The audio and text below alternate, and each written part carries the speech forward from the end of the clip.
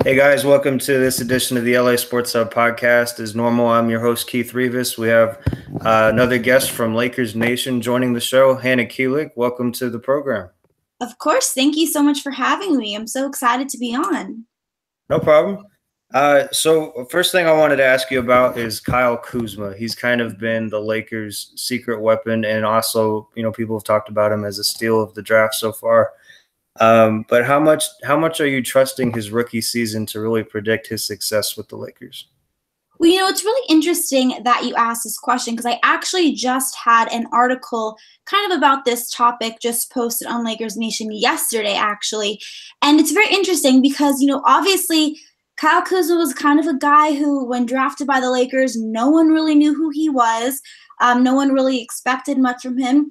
Right. I always like to take a little bit of credit because I really, really liked him from the beginning. I remember him at the draft combine, really just proving that he was going to be a special player and really dominating that. So I was excited when the Lakers drafted him. But obviously, no one else really was. There was a lot of controversy because, I know the Lakers, a lot of people wanted them to draft Jordan Bell, but they didn't. So whatever. So Kyle Kuzma kind of came in, obviously dominated Summer League really well preseason, and then started the season off super, super strong. And in December, just completely went nuts. He was shooting like 50% from the field, 50% from three almost, and just completely was breaking like every record and looked like he was going to be one of the best rookies ever and one of the best Laker players ever.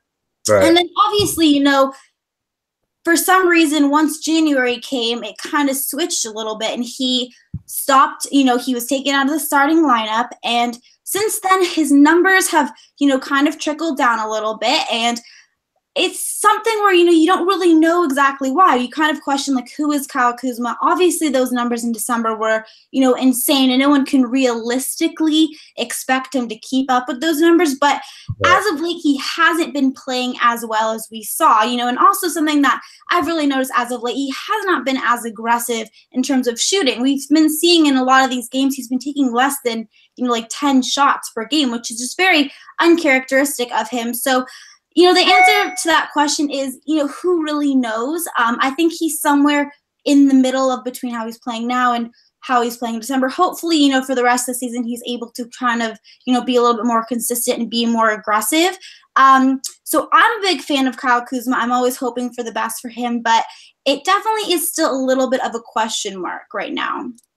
And he's definitely a different player with and without Lonzo on the floor. Yeah. I think the whole team really is different with and without Lonzo, but Kuzma especially. And speaking of Lonzo, what is your thoughts on, him actually being able to stay his whole career with the Lakers? Do you think that's a realistic possibility the way, his rookie season has gone so far? Yeah, I think a lot of people, obviously Lonzo Ball, I think is, we've said it a million times, is the future of the Lakers. And I think some people have been disappointed in him this season. I think there were just so much expectations for him coming into the season that were just very unrealistic, in my opinion. For the most part, I've been pretty satisfied with how he's played this season. Obviously, the only thing that I've been disappointed in is the injuries. So with that being said, it's really important for him to be able to stay healthy, because I think that's going to be the biggest thing when it comes down to it, is if he's able to stay healthy. And if he is, then I think, he's 100%, obviously, the Lakers' future, and he's going to be a really good player. I think he's going to be a star. I really hope he's going to be a star. I think the Lakers need that, but I've been excited from what I'm seeing, and I'm sure, moving forward, the Lakers have been really satisfied with it as well. They just have to, hopefully he can remain healthy. How have you felt the Lakers have really responded to LaVar Ball and the kind of stuff that he says off the court? Sometimes it's for attention, sometimes he has a valid point he's trying to make, but, nonetheless, it's a lot of noise for that locker room to handle with the young core that they have.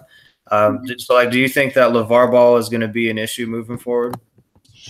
I don't think that. I think a lot of the whole LaVar Ball controversy is just a lot of what the media kind of blows it up to be. And I think for the fans, it's really frustrating. And, the media really loves to talk about it and make it this huge thing. But I think, honestly, when it comes down to it, the players are really able to tune it out.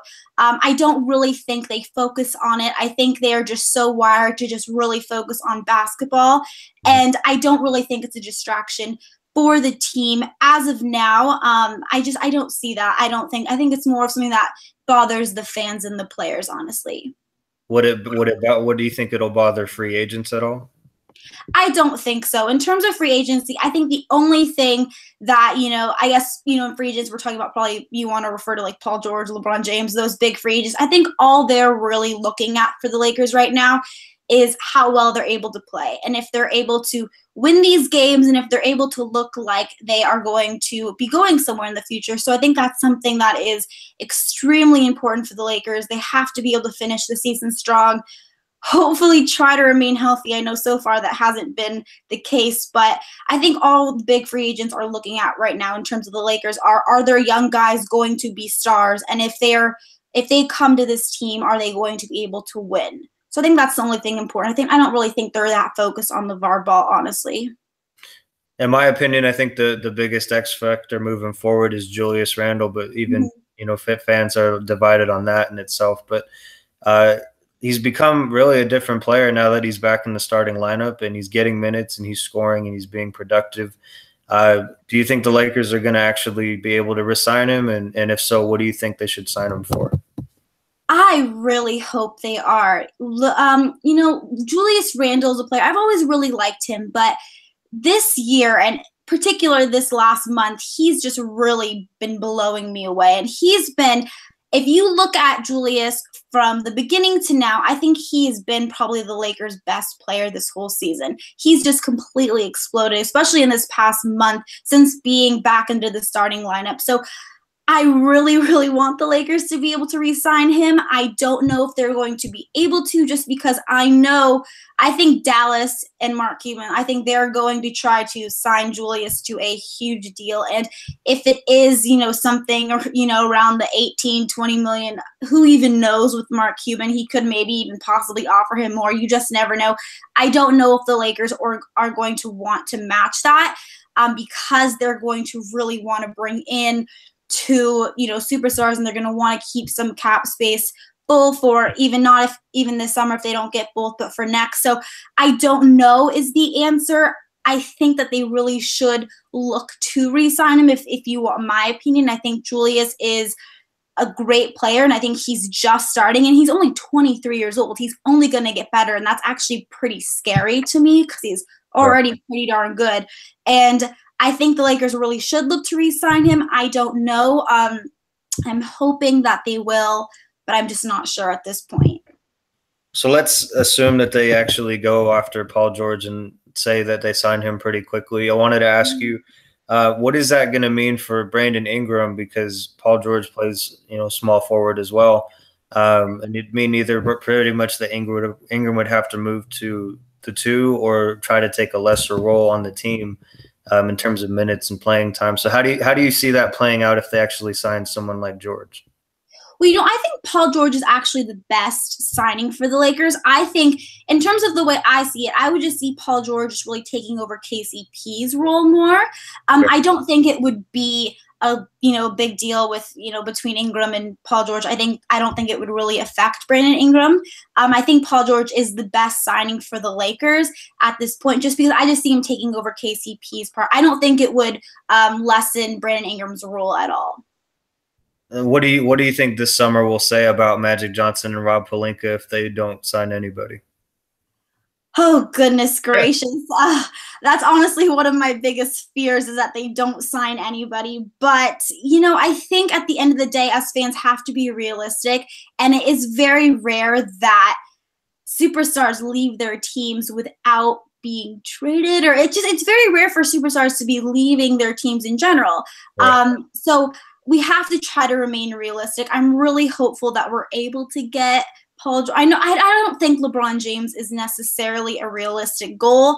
I don't know. I have my own feelings and thoughts about that. I don't really know if I want him fully, but it's definitely going to be interesting. I mean, I think fans are going to be very disappointed if we go a whole summer and don't get anyone, especially because, Magic made such bold statements last summer and has continued to make them this whole season. So hopefully they're able to deliver. I think they're going to, though. I don't know necessarily if – I don't think they're going to be able to get two, but I think that we're going to be able to get at least one, and that's the game plan because, man, it would really be tough if we've got to go another year with, just these random kind of one-year signings and without, at least one big name. Right. How do you feel about Josh Hart moving forward? When obviously he's going to be out injury, but I mean next season beyond that. Josh Hart is a guy that I was also very excited when the Lakers drafted him. He's a winner. He had a great college career. He's kind of a guy who just came on and I think immediately, has kind of a leadership role. Obviously, he struggled with injuries, and so that was very frustrating to see that. And then, he came in when he was healthy. He was playing really, really great for the Lakers. And in my opinion, I think the Lakers always played better when he was out there on the floor. Unfortunately, now he has, the injury and he's out for the remainder of the season. And that's something that's very frustrating for me just because I was really liking seeing the development that I was getting from him. He was becoming a very reliable, scorer. He was a great defender. And so it's very sad to see him have to miss the rest of the season with the injury. But I'm excited about Josh Hart moving forward. I think we got another little steal in the draft with him for sure.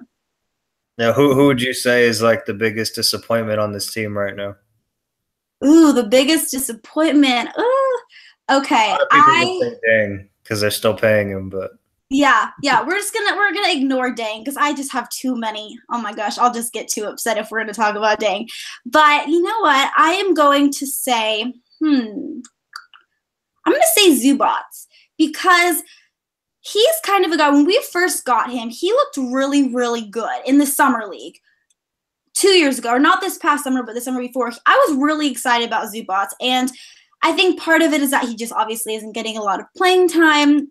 And part of it is just, I don't know, I just feel like he's just not developing as fast. And I know when he recently has been getting more minutes, and I know he was playing well the first couple of games, but as of late, he just hasn't been playing that well.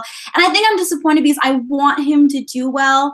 And so I think he has the potential to be a good player. So I'm a little disappointed in him, but also I'm just disappointed that he hasn't been getting a lot of minutes as well.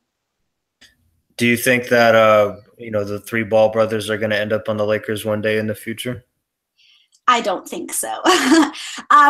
I don't know. I can't necessarily rule out the youngest one. He's supposed to be a very good player. But in terms of Jello, I don't think – I know there was all this controversy, but he's not even really supposed to be that good of a player. He wasn't going to even be starting at UCLA, so I don't think the Lakers are going to be interested in him at all.